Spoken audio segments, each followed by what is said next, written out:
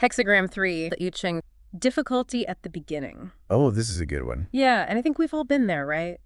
Life feels like a constant uphill battle sometimes. Totally. Even though it's, well, ancient, it still offers this incredibly relevant framework for understanding why we go through these struggles. So Hexagram 3, difficulty at the beginning. The very act of being alive comes with inherent difficulties. It's baked in from the start. So it's not just us. It's not that we're doing something wrong. Not necessarily. A big part of it is our human desire for happiness.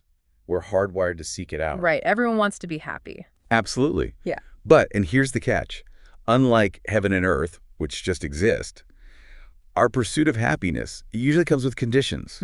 We're always chasing after something, that promotion, that perfect relationship, that amazing vacation, thinking it'll finally make us happy. And then it doesn't.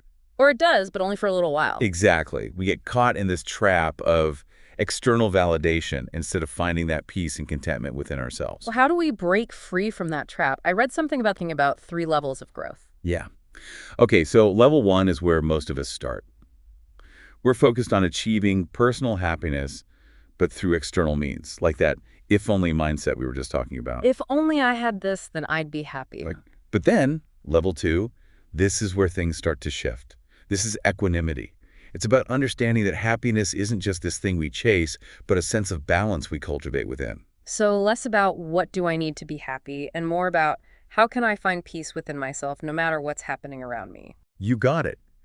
And that inner shift, that's what allows us to move towards level 3, which is all about wishing happiness for others. Okay, so we go from me-focused to we-focused. But how do those early childhood experiences, those early difficulties, how do they fit into all of this? This is huge. Our early experiences, especially with our caregivers, they totally shape how we see ourselves and the world. When those early needs for love, security, connection, when those aren't met consistently, it can create like this inner turmoil. We start to believe we're not good enough or that the world is unsafe. Exactly. And to cope with that turmoil, we develop these patterns, these behaviors. The source material talks about the mind kind of splitting into the negative free child and the negative adaptive child. The negative free child, it's that part of us that's still longing for that unconditional love and attention. It might act out, seeking fulfillment in ways that aren't always healthy. And the negative adaptive child, that's the part that learned to suppress those needs, right? Right. To please people, be perfect, to try to get that approval they might have missed out on. Both are still striving for that sense of worthiness, but from different angles. And these parts of us, they're running in the background, influencing how we respond to challenges. All the time. And often, they lead us down these unhelpful paths.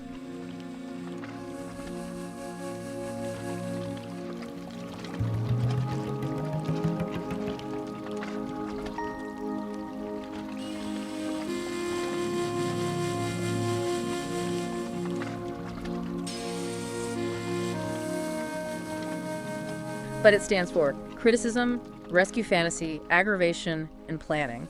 These are such common reactions to challenges, but they're usually fueled by those negative core beliefs we were talking about earlier. So give me an example. How does CRAP show up in everyday life? Okay, imagine you have a setback at work. The criticism part might have you beating yourself up. I'm a failure. I should have known better. Then rescue fantasy kicks in and you're hoping someone will swoop in and fix it for you. And then there's aggravation, which just amps up your frustration and impatience. And finally, planning, where you become obsessed with controlling every outcome, which just leads to more stress. So basically, instead of responding with a clear head, we get hijacked by our CRAP.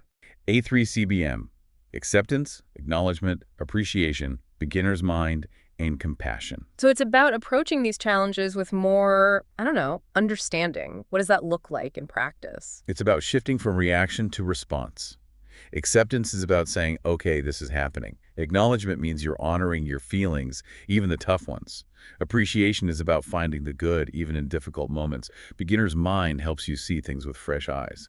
And compassion, well, that's about being kind to yourself and others. Okay, so going back to that work setback, how would someone using A3CBM handle that? Instead of that downward spiral of self-criticism, they might say, all right, this is tough, but I'm going to be okay. That's acceptance and acknowledgement right there. And then maybe they recognize that they actually learned something valuable from the experience. That's appreciation. Beginner's mind might have them looking for new solutions instead of getting stuck in old patterns. And compassion, well, That's remembering that everyone makes mistakes, including themselves. It's a completely different way of looking at things, and it sounds a lot more peaceful than getting stuck in that CRF cycle. It really is. And the more we practice A3CBM, the easier it becomes to interrupt those old CRF patterns. So to wrap this up, it seems like these difficulties at the beginning, they're not meant to break us, are they? They're really opportunities to learn and grow. Exactly. And that's the wisdom of Hexagram 3. By understanding those forces at play, our desire for happiness, our coping mechanisms, and, let's face it, those CRF reactions, we can navigate difficulties with so much more skill and awareness.